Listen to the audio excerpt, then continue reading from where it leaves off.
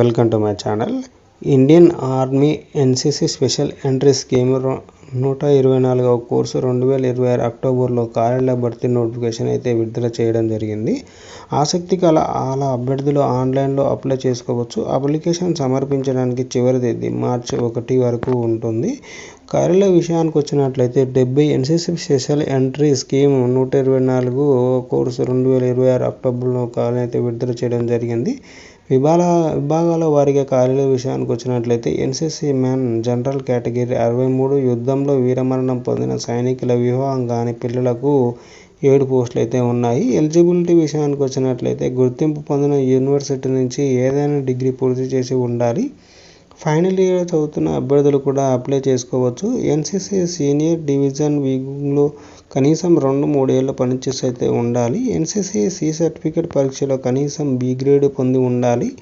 Application చివరి తేదీ నాటికి ఎన్సీసీ సి సర్టిఫికేట్ లేదా తాత్కాలిక ఎన్సీసీ సి సర్టిఫికేట్ లేని అభ్యర్థులు అప్లై చేసుకోవడానికి అయితే అర్హులు కారు. దీని యొక్క వయసు పరిమితి విషయానికి వచ్చినట్లయితే 2026 జూలై 1 నాటికి 19 నుండి 25 ఏళ్ల మధ్య వయసు అయితే ఉండాలి. లేదా 2001 జూలై 2 కంటే ముందు కానీ 2007లో జూలై 1 తర్వాత కానీ జన్మించిన వారే అయితే ఉండకూడదు. కేంద్ర ప్రభుత్వ నిబంధనల ప్రకారం రిజర్వ్డ్ వర్గాలకు గరిష్ట వయో పరిమితుల సడలింపు ఉంటుంది. దీని యొక్క అప్లికేషన్ విధానం అయితే ఆన్లైన్ ద్వారా అయితే ఉంటుంది. అప్లికేషన్ ప్రారంభ తేదీ ఫిబ్రవరి 12. దీని యొక్క లాస్ట్ డేట్ మార్చి 16 వరకు అయితే ఉంటుంది.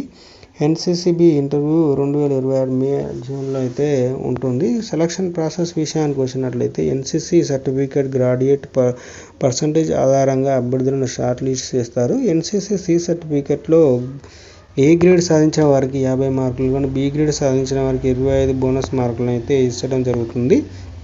షార్ట్ లిస్ట్ చేసిన అభ్యర్థులకు ఎన్సీసీబీ ఇంటర్వ్యూ ఉంటుంది. మెడికల్ ఎగ్జామినేషన్ అనంతరం అభ్యర్థులకు ఎంపిక జాబితాలను అయితే ప్రకటించడం అయితే జరుగుతుంది.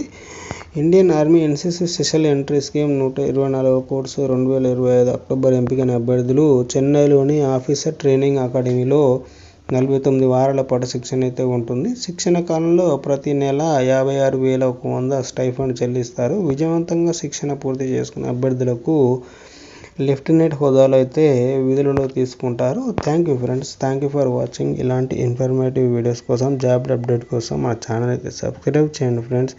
మీ ఫ్రెండ్స్కి ఎవరైతే ఇండియన్ ఆర్మీలో జాబ్ చేయాలనుకుంటున్నారో వాళ్ళకైతే ఈ వీడియోని తప్పకుండా షేర్ చేయండి ఫ్రెండ్స్. Thank you.